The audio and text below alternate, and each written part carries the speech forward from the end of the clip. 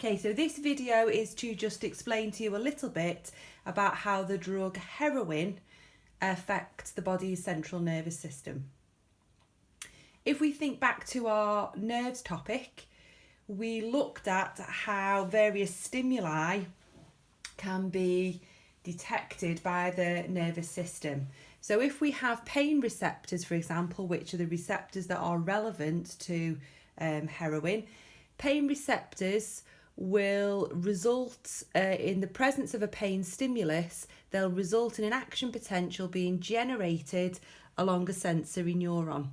And that sensory neuron will synapse with a relay neuron or an intermediate neuron that is either found in the spinal cord or is found in the brain. If you remember, our spinal cord and our brain make up our central nervous system. So,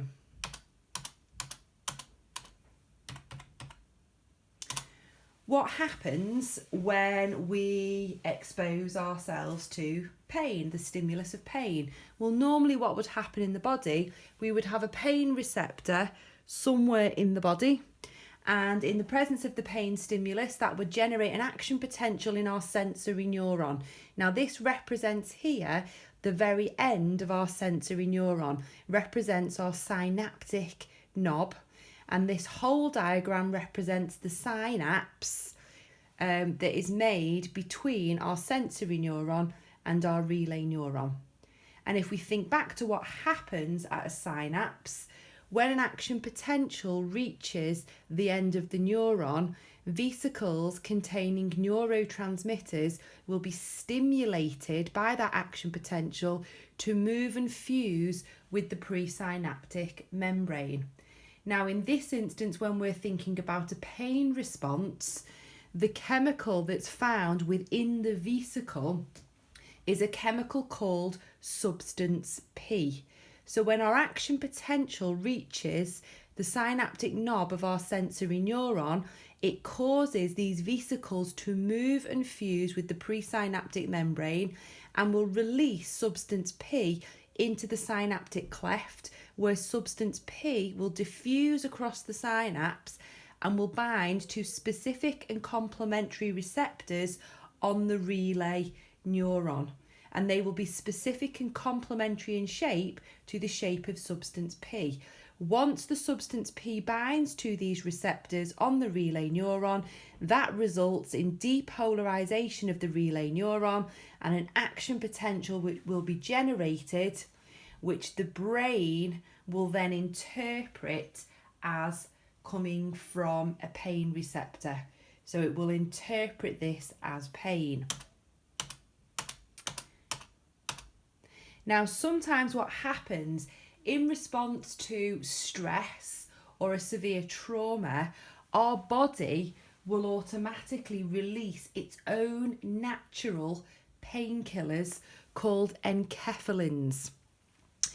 So what will happen is enkephalins are natural pentapeptides, so they are small proteins made of 5 amino acids, and the brain will release these in the presence of stress or in the presence of acute trauma. And these enkephalins are represented here by these yellow circles. They will be released, and what will happen is they will bind to some receptors that are present on the sensory neuron. And the receptors that are present on the sensory neuron that are specific and complementary to enkephalins are called opioid receptors, or sometimes called opiate receptors. And when these enkephalins bind, what they do is they stop the release of substance P. So we've got pain, but we won't feel pain because the substance P cannot be released and therefore cannot bind to the specific and complementary receptors on the relay neuron. Therefore, you do not generate an action potential in the relay neuron. Therefore, the brain will not feel that we are in pain.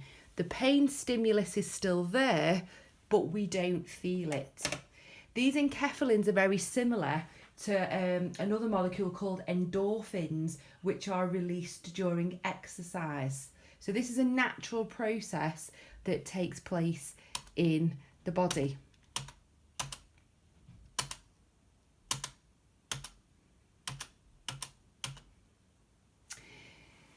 Now these enkephalins don't last forever, so they will mean that at some point when we have continued pain stimulus, we will eventually start to feel that pain again.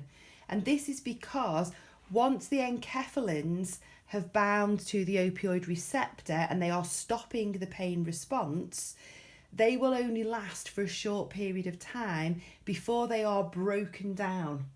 And when they are broken down, that means that substance P can then be released and we will start to feel pain again. So this is sometimes when somebody has a very severe trauma, they don't immediately feel that they are in pain. That's because of our enkephalins.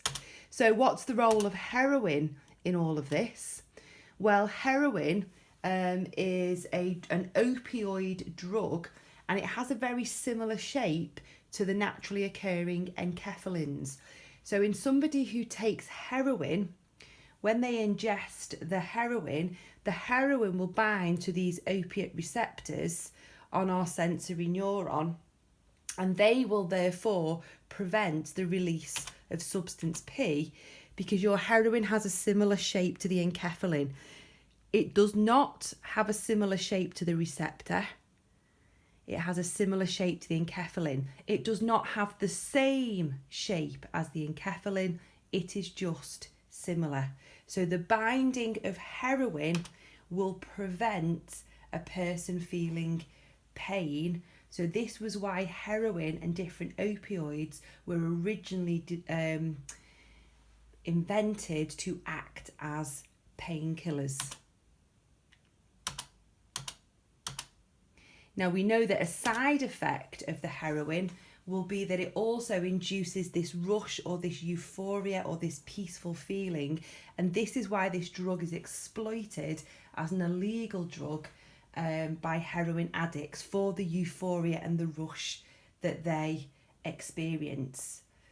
But its actual biochemical role is to act as a depressant, so it reduces the activity of the nervous system because it stops us feeling the pain, and in addition it will also reduce the activity of our respiratory centres and cardiac centres in the brain. So if we take too much heroin, that's when it can become fatal, because it will prevent the diaphragm in the respiratory centre from working effectively, so we won't be able to breathe, and it will affect the cardiac centre, stop the cardiac centre in the brain from working, which means that will prevent your cardiac muscle from contracting, which will lead to heart failure.